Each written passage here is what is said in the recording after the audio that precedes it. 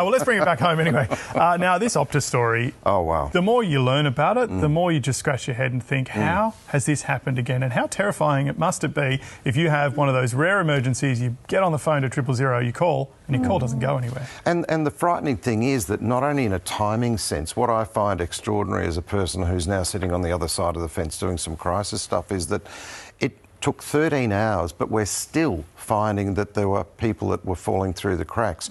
You would think after the delay, which pretty much was inexcusable, that you would think that they would have all their ducks in a row, but we still keep finding different people, different things keep rolling through. I mean, where are the checks and balances?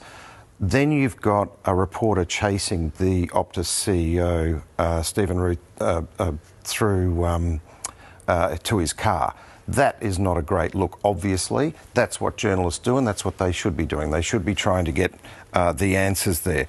But what I find extraordinary too is that we've now got a situation where perhaps we're finding that the parent company, Singtel, may not have invested enough, and that'll be up for the regulator to find.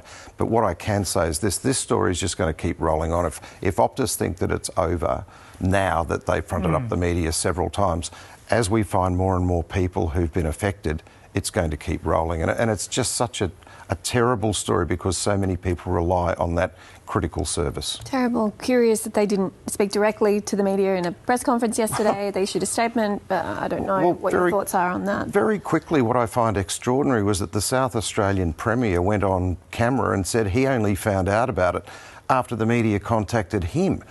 That is inexcusable for a massive organisation that is supposed to have at its heart key stakeholders, for example, the government, should have been notified and it should have been rolled out in a far more cohesive sense. They did it on a Friday afternoon. Well, that's always sus, isn't it? Yeah,